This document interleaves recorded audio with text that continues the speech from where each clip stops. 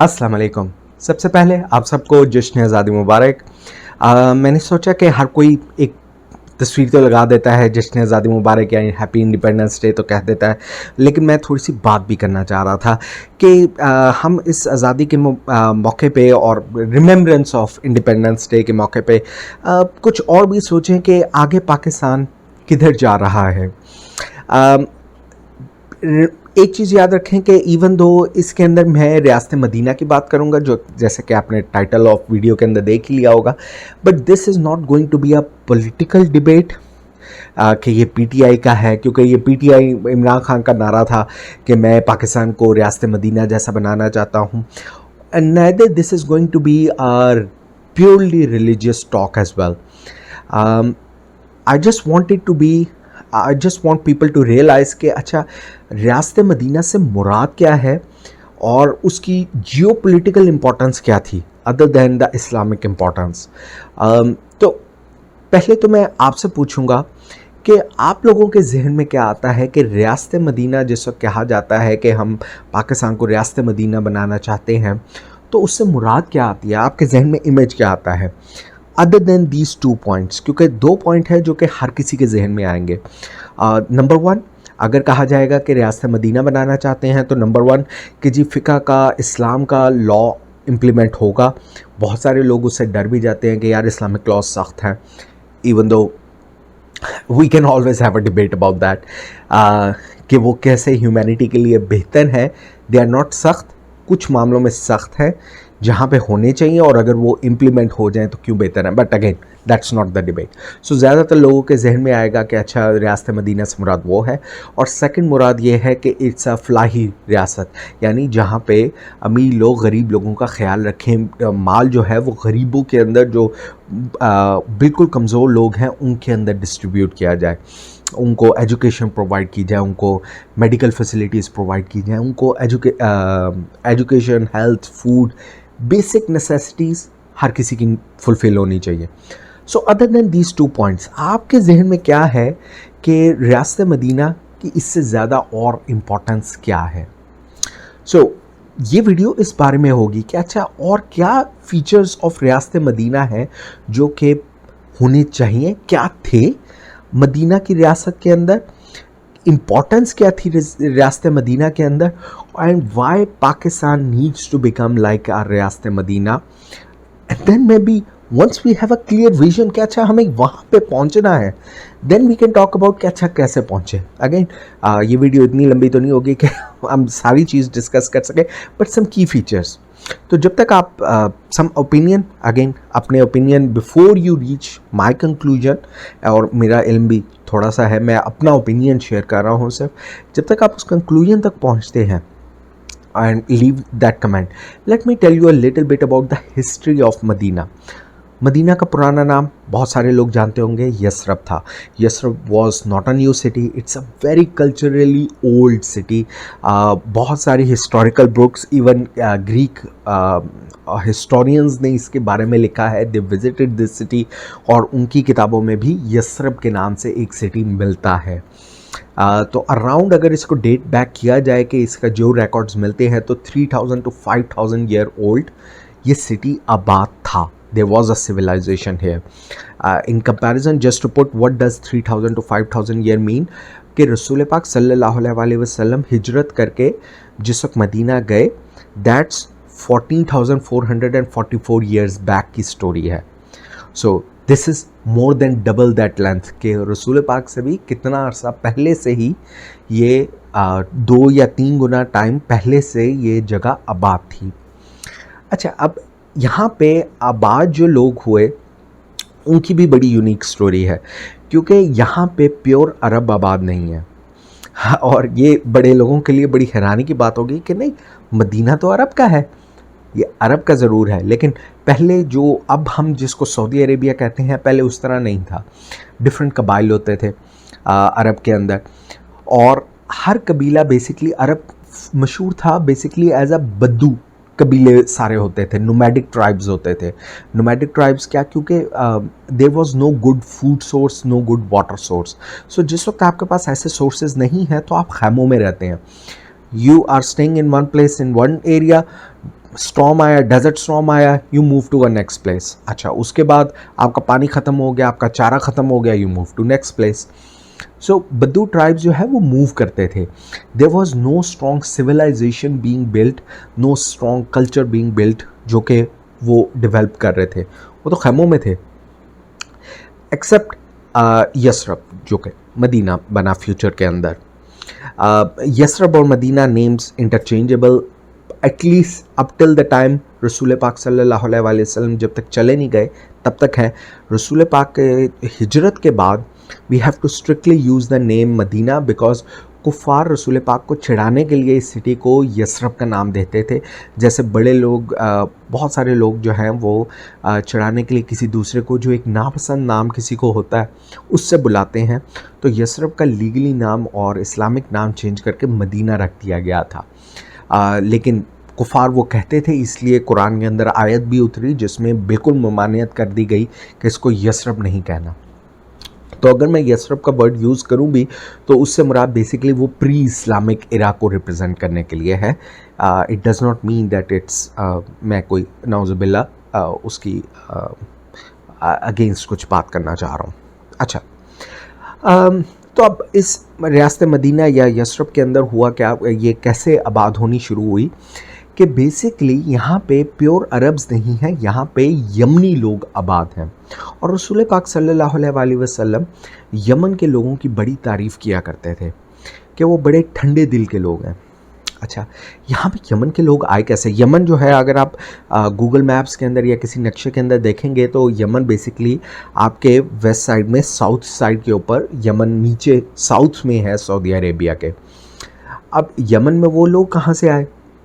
Yemen के लोग जो हैं इधर इसलिए शिफ्ट हो गए क्योंकि यमन में क्वीन ऑफ शीबा रूल करती थी। अगेन आपने स्टोरी सुनी है, नहीं सुनी, हज़रत सलमान की, तो क्वीन ऑफ शीबा आपको पता होगा। तो उस इरा की सिविलाइजेशन की अगर आप बात करें तो वहाँ पे एक डैम बहुत मशहूर था और वो डैम कहते हैं कि वो जो अमेरिका का बड़ा फेमस हूवर डैम है, वो हूवर डैम से भी डबल साइज़ का डैम था। और उस डैम की वजह से वो लैंड इतना ज़्यादा फ्लोरिश किया, डैम्स की वजह से वहाँ पे इतना एग्रीकल्चर यमन के अंदर था कि कुछ लोग स्टोरीज़ के अंदर उस एरिया को भी गार्डन ऑफ ईडन कह देते हैं कि वो इतना ज़्यादा खूबसूरत था। बहरहाल, लेकिन जहाँ पे वो खूबसूरती आती है, जहाँ पे दुनियावी खूबसूरती आती है, वहाँ पे ह्यूब्रिस भी आता है इंसान का, और वो लोग अडल्ट्री की तरफ चले गए, वो लोग बुत पूजा की तरफ चले गए, अपने आप को बहुत समझना शुरू हो गए। अल्लाह ताला ने वहाँ पे सैलाब भेजा, वो डैम टूट गया, वो लैंड ख़त्म हो गया, और उस वक्त कितने ही लोग मर गए हमें नहीं आइडिया, लेकिन बहुत सारों को वहाँ से हिजरत भी करनी पड़ी, और वो बहुत सारे लोग आके आबाद हो गए यसरब के अंदर, और वो थे औस और खजरज के कबीले वाले, जिनकी हम किस्से कहानियाँ पढ़ते हैं अपने पुरानी इस्लामियात की बुक्स के अंदर। औस और खजरज जो कबीले थे जो मदीना के अंदर आए, तो वो एक्चुअली यमन के कबीले थे जो कि आके वहाँ पे आबाद हो गए थे। And their nature is entirely different from the Arab nature. इसलिए अगर हमें मदीना के लोग थोड़े से डिफरेंट लगते हैं, वो इसलिए क्योंकि वो प्योर अरब्स नहीं है, वो यमन से आए हुए लोग हैं। अच्छा, ये तो हो गई थोड़ी सी हिस्ट्री के, ये मुहाजिर लोग मिक्स होके मिले थे और वहाँ पे आबाद हुए थे।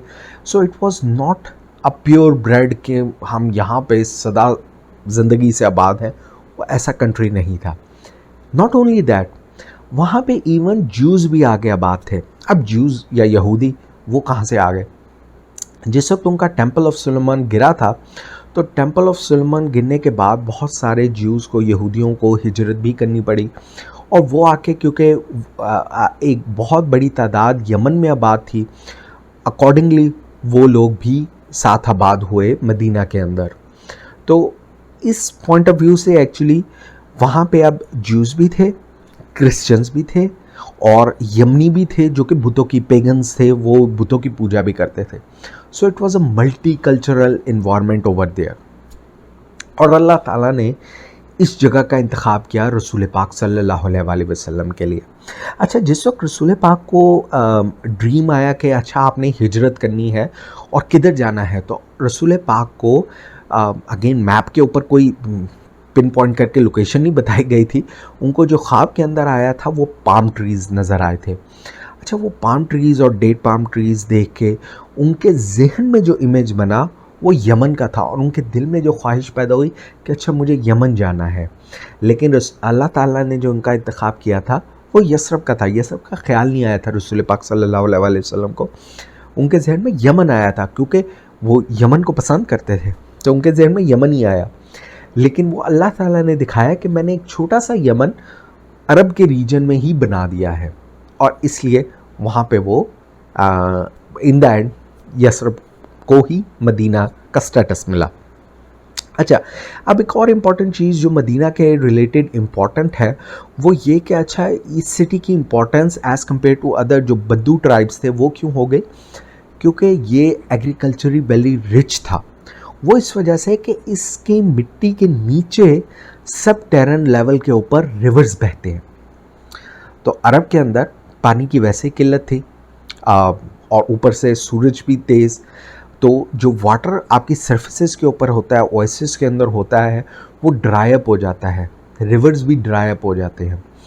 लेकिन मदीना को अल्लाह ताला ने गिफ्ट दिया एक किस्म का कि उसकी मिट्टी के नीचे पानी बहता है।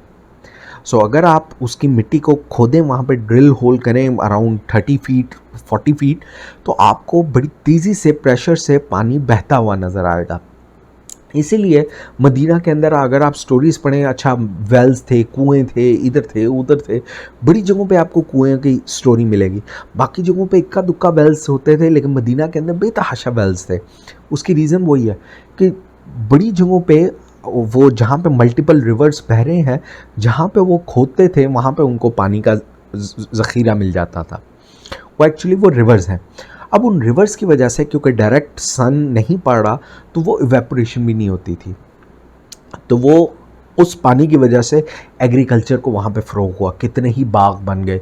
अगेन कहानियों के अंदर आता है हज़रत उस्मान के इतने बाग थे, कितने ही अमीर वहाँ पे ज्यूज़ भी कितने अमीर थे, तो वहाँ पे एग्रीकल्चर लैंड बहुत था। इसी के अगर आप उसकी इम्पोर्टेंस मदीना की आप स्लाइटली रेज देखते रहें कि कैसे होती जा रही है, और उसी को मैं लेके आऊँगा कि अच्छा पाकिस्तान की इम्पोर्टेंस कैसे है। और आप खुद ही अपने जहन में सारे अक्लमंद लोग हैं, खुद ही आप लिंक बनाते जाएं कि कैसी सिमिलैरिटीज़ हैं पाकिस्तान के साथ। अब जिस वक्त बात करते हैं कि रसूल पाक के लिए और किस लिए सिलेक्ट किया, अब सोर्स ऑफ एग्रीकल्चर भी हो गया है वो लैंड। तो यानी अगर वहाँ पे कोई आके आबाद होता है, उसे बार बार फिरना नहीं है, he can stand there as a capital, और वो अपनी सिविलाइजेशन को बिल्ड कर सकता है। So he doesn't have to concentrate और fight for his food, he can concentrate on building a civilisation. जिस वक्त आपके पास फाइनेंशियल और ये फूड की इंडिपेंडेंस आती है ना, then you can concentrate on building a nation, because first are your worldly needs, then comes your actual cultural building, your growth, जो उसके बाद आती है। तो अल्लाह ताला ने इसलिए मदीना को सिलेक्ट किया, वो चीज़ कहीं और पॉसिबल नहीं थी। अब वो सिलेक्ट हो गया, लैंड भी आ गया। हमने कहानियों के अंदर गज़वा खंदक के अंदर पढ़ा कि गज़वा खंदक के अंदर उन्होंने खंदक खोद दी थी इर्द गिर्द सारी। अब कोई सोर्स ऑफ फूड उनके पास बाहर से नहीं आ रहा, कोई फूड उनके पास, जितना फूड मदीना के अपने अंदर था, they only consume that food and that was enough कि वो महासरा जो उनके इर्द गिर्द हुआ था, they sustained all of that. That was only possible in Madina, कहीं और ये पॉसिबल नहीं था। तो ये वो सारी बरक़ात थी जो कि अल्लाह ताला ने मदीना को दी थी, जिसकी वजह से अल्लाह ताला ने मदीना को एक किस्म का तैयार किया था रसूल पाक सल्लल्लाहु अलैहि वसल्लम के लिए। फिर अगेन मल्टीकल्चरल की तो हमने बात कर ली, और इस मल्टीकल्चरल के अंदर why were they so eager to accept someone new. अब ये भी देखने वाली बात है कि अच्छा अगर एक लैंड इतना ज़्यादा रिसोर्सफुल है जैसे पाकिस्तान है, कि यार हर चीज़ है पाकिस्तान के पास, तो फिर मसला क्या है, लोग खुश क्यों नहीं हैं, क्यों लोगों को एक नया लीडर चाहिए। और क्यों उन्होंने जिस वक्त रसूल पाक आए वो तो जानते ही नहीं थे, लेकिन रसूल पाक सल्लल्लाहु अलैहि वसल्लम आए तो लोगों ने दफ बजाए, लोगों ने तालियां बजाई, लोगों ने खुश होकर उनका वेलकम किया। क्यों? Why were they not happy? उसकी रीज़न उनके लीडर्स हैं कि अल्लाह ताला ने उस लैंड को तो सब कुछ दे दिया, लेकिन काबिल या ईमानदार लीडर्स नहीं दिए। ये मसला था उनका। अब वो लीडर थे खुदगर्ज, जो कि आपस में लड़ते थे, because they wanted to be better than the other. उनका सिर्फ खुदगर्जी आपस में रह गई थी उनके अंदर। अब वो उनकी वजह से पूरे पूरे कबीले आपस में लड़ते थे। और ये कहा जाता है कि मदीना के अंदर इतनी ज़्यादा सिविल वार्स स्टार्ट हो गई, इतनी ज़्यादा सिविल वार्स होती थी जो कि 100-100 सालों चलती रहती थी। मेरे ख्याल में अगर मुझे हिस्ट्री प्रॉपर्ली याद है तो रसूल पाक सल्लल्लाहु अलैहि वसल्लम के दौर में, जिस वक्त रसूल पाक मक्का के अंदर अपनी दावत स्टार्ट कर चुके थे, उस दौरान उनकी 120 साला वॉर, जो कि सबसे ज़्यादा ब्रूटल थी, वो 120 साला वॉर ख़त्म हुई थी, जिसके अंदर उनके सारे टॉप के लीडर्स मारे गए थे। ओनली 1 या 2 लीडर बचे थे जिन्होंने कहा था कि नहीं, हमें अमन करना चाहिए, ये तरीका मुल्क चलाने का या शहर चलाने का नहीं है। सिर्फ वो 2 लीडर बचे थे, बाकी सारे के सारे लीडर अल्लाह ताला ने उस वॉर के अंदर ख़त्म कर दिए। यसरब की, जो कि मदीना से पहले यसरब की आधी से ज़्यादा आबादी उस वॉर के अंदर ख़त्म हो गई थी। सो मदीना ने काफ़ी रफ टाइम देखा ड्यू टू देयर लीडरशिप। तो इसलिए जिस वक्त एक नया लीडर आया उनके सामने, जो कि एक नए प्रॉमिस के साथ था, जो कि एक पीस का साइन लेके आया कि I want to bring some change, जो आप कर रहे हो उस तरह मुल्क नहीं चलने वाला, तो दे वेलकम्ड हिम कि नहीं, अब हमारी बात हो चुकी, वी वांट समथिंग न्यू। और तब उन्होंने रसूल पाक सल्लल्लाहु अलैहि वसल्लम को वेलकम किया। तो ये अल्लाह ताला का एक दस्तूर है कि वो हालात को इतना ख़राब होने देता है और हमें लगता है कि ये कियोस क्रिएट हो रहा है। क्या अल्लाह ताला देख नहीं रहा? तो अल्लाह ताला ख़ुद कुरान के अंदर कहता है कि नहीं, हर चीज़ मेरे प्लान के मुताबिक है, ये अल्लाह ताला के कदर के मुताबिक है। अल्लाह ताला ने जो फ़ैसला किया ना, ये हर चीज़ उसके मुताबिक होती है। तो जो होना है वो उसकी कदर के मुताबिक होना है, उसके फ़ैसले के मुताबिक होना है। कि अगर हमें नज़र आता है कि माशरे के अंदर बहुत ज़्यादा कोई मसला क्रिएट हो रहा है, इन्फ्लेशन बहुत ज़्यादा है, महंगाई बहुत ज़्यादा है, बददियानती बहुत ज़्यादा है, तो there is a reason that people need to get ready for that. कि अल्लाह ताला लोगों को तैयार कर रहा है कि वो रियलाइज़ करें कि तुम्हारे हक़ में क्या ठीक है क्या नहीं है। जिस दिन पीपल रियलाइज़ करेंगे, then they will welcome a new leader. यह अल्लाह का दस्तूर है। अच्छा, तो ये सारे वो कंडीशंस थी, ये वो यसरब की इम्पोर्टेंस थी जिसके ऊपर रसूल पाक को एंटर किया। अब जिस वक्त को एंटर हो गए, उसके बाद सिविलाइजेशन, रियासत मदीना जिस वक्त बननी शुरू हुई, then his concentration change to other things as well. पहले सिर्फ दावत होती थी, अब जो है और चीज़ों के ऊपर भी, कि अब हमारी कम्युनिटी कैसे होनी चाहिए। अब जो कुरान की आयतें नाजिल होना शुरू हुई, दे वर इंटायरली डिफरेंट। पहले सिर्फ ईमान की आयतें नाजिल होती थी। अच्छा, अब जो है, अब वो लोगों को रियलाइज़ हो गया कि ये तो हमें करना है, नेक्स्ट आगे क्या करना है, अब इसको मुल्क को सुधारना कैसे है। अब जो आयतें आना शुरू हुई वो सूरह बनी इसराइल के अंदर और बनी इसराइल की हिस्ट्री के रिलेटेड नाजिल होना शुरू हुई। क्यों? क्योंकि अब आप एक ऐसे कल्चर के अंदर थे जहाँ पे ज्यूज़ भी आबाद हैं, जहाँ पे क्रिश्चियंस भी आबाद हैं, और आप, इस्लाम आया था सारी दुनिया के लिए। Islam was going to flourish among them. Islam उनके ऊपर कब्ज़ा करने नहीं आया। इस्लाम काफरों के ऊपर, या इस्लाम जो पुराने मज़हब वाले थे, उनको आप दावत ज़रूर दे सकते हैं, लेकिन आप उनके ऊपर ज़बरदस्ती नहीं कर सकते। तो इस्लाम ज़बरदस्ती के लिए नहीं आया। Islam wanted to become a global religion. Allah ताला को पता था कि इस्लाम ने अब फैलना है। अब इसके बाद ये मदीना से निकलेगा और दुनिया के 4 कोनों में फैलना है इसने।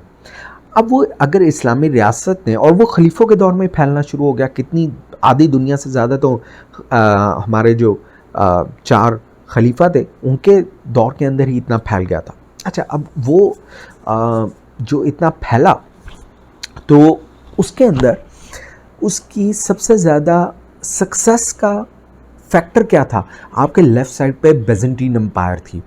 बेज़ेंटीन एम्पायर के अंदर, बेज़ेंटीन एम्पायर से मुराद वो होती है जो आपकी ईस्टर्न रोमन एम्पायर है, क्योंकि रोमन एम्पायर रोम के जो थे वो उस वक्त सबसे स्ट्रॉन्गेस्ट एम्पायर्स में से काउंट होती थी। और आपके राइट साइड के ऊपर, ईस्ट साइड के अंदर पर्शियन एम्पायर थी। तो आपकी जो लेफ़्ट साइड वाली थी बेज़ेंटीन एम्पायर, वो रोम के भी उस वक्त बेज़ेंटीन एम्पायर वो थी जो कि कंट्रोल्ड बाय कॉन्स्टेंटिनोपल के अंदर से हो रही थी। उनका कैपिटल कॉन्स्टेंटिनोपल के अंदर था। मुस्लिम्स ने वो सारी बेज़ेंटीन एम्पायर ख़त्म कर दी। ख़त्म करने से मुराद ये नहीं कि उनको मार दिया, they took over their land and they gave them the freedom कि आपने जैसे अपने रिलीजन के ऊपर जो प्रैक्टिसेस आपने फॉलो करनी है आप करो। उन्होंने उनका इंफ्रास्ट्रक्चर कायम रखा, but they made it uniform for Islamic infrastructure, कि अपना एक लीडर ज़रूर होता था but all their other things remained intact. Islam एक मल्टी कल्चरल रिलीजन है फ्रॉम द वेरी डे।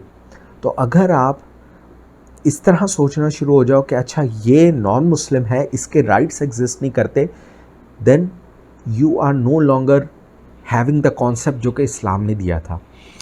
इसलिए मदीना के अंदर ही ये स्टार्ट हो गया था। रसूल पाक जूस, क्रिश्चियन सबके साथ वहीं पे रहते थे, नॉन मुस्लिम भी वहीं पे रहते थे, उनके राइट्स भी थे, मुसलमानों के राइट्स भी थे।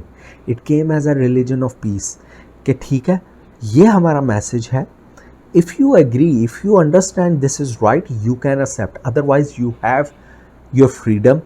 आप अपना काम करें, अपनी रिलीजियस ड्यूटीज़ अंजाम दें, जिन ओहदों पे लगे हैं आप ओहदे वो निभाएं, इट्स ऑल एक्सेप्टेबल।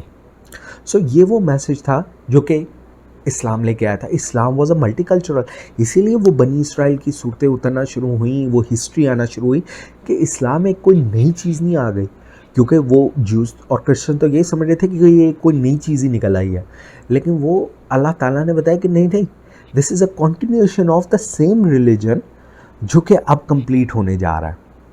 सो ये वो हिस्ट्री आई है, और वो जिस वक्त हिस्ट्री आती थी देन दे रियलाइज कि हाँ ये तो हमारी बुक्स के अंदर भी ऐसी स्टोरीज़ हैं, लेकिन अल्लाह ताला वो कंसंट्रेट करता था कि अच्छा वो सिविलाइजेशन क्यों फेल हो गई, तो अब let's not repeat the same mistake.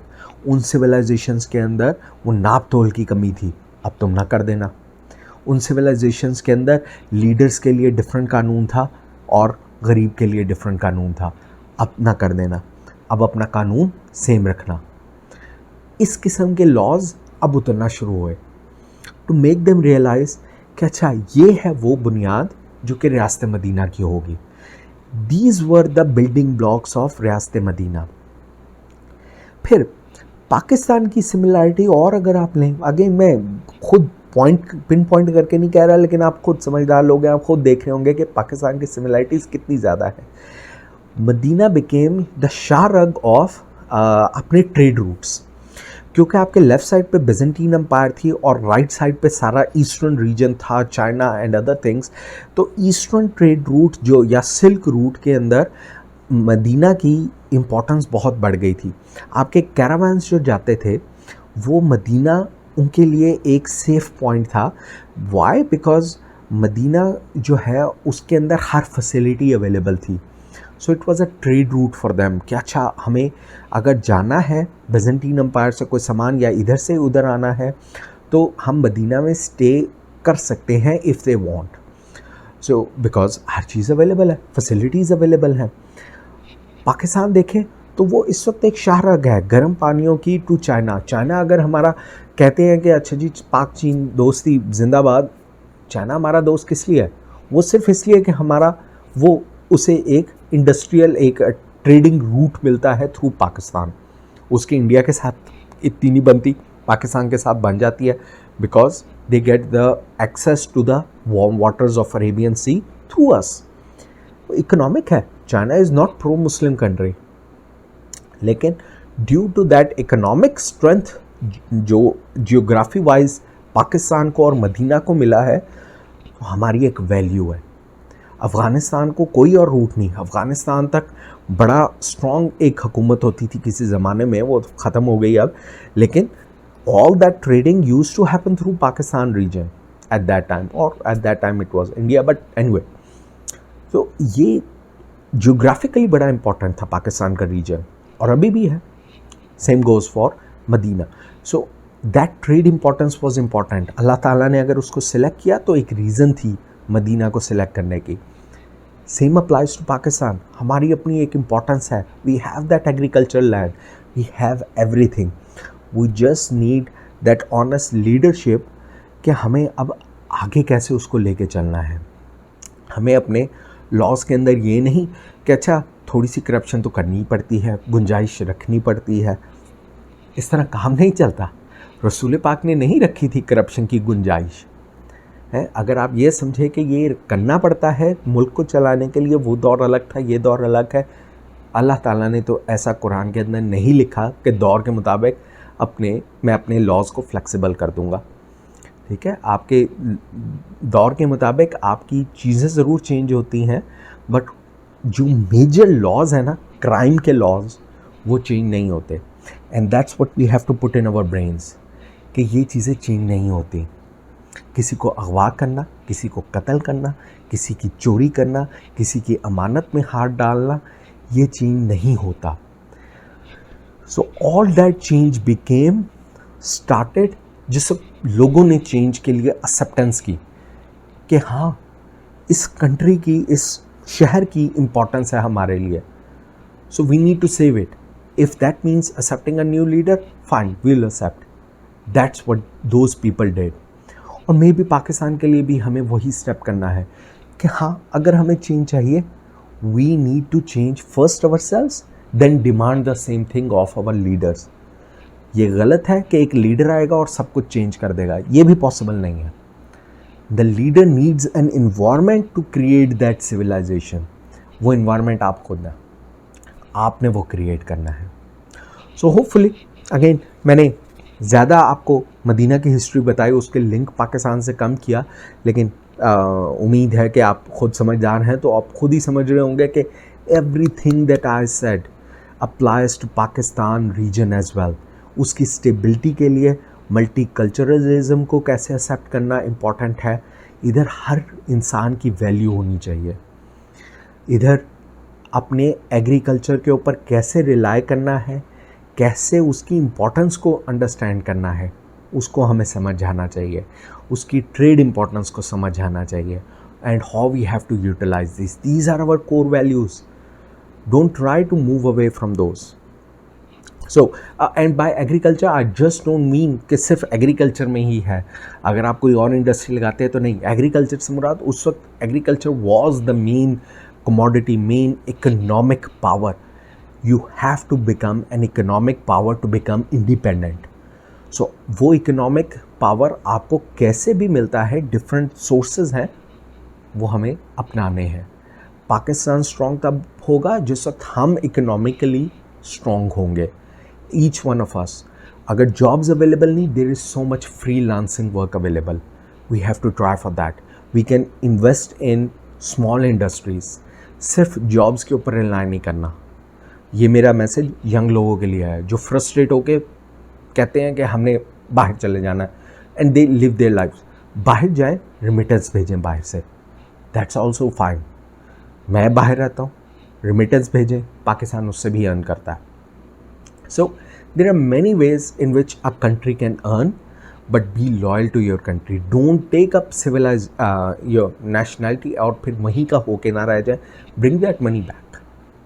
Okay, Pakistan के लिए हमें काम करना है। जैसे भी पैसा उसके अंदर पाकिस्तान में आ सकता है, वो हमारी फ्यूचर जनरेशन के लिए अच्छा है। In the end we will be in Pakistan, our future generations will be Pakistani. हमें उनके लिए सोचना है, और अगर हम इम्पोर्टेंस को समझ जाएंगे, then we will be able to select better leaders for us as well. Allah ताला हम सबको अक्ल शऊर दे कि हमारे हक़ में क्या ज़्यादा बेहतर है, और इवन हमारी अकल जहाँ पे ख़त्म हो जाती है, अल्लाह ताला खुद ही से गाइडेंस दे कि पाकिस्तान के हक़ में क्या बेहतर है वो करे, हमारे अपने हक़ में क्या बेहतर है हमारे लिए वो करे। आमीन। पाकिस्तान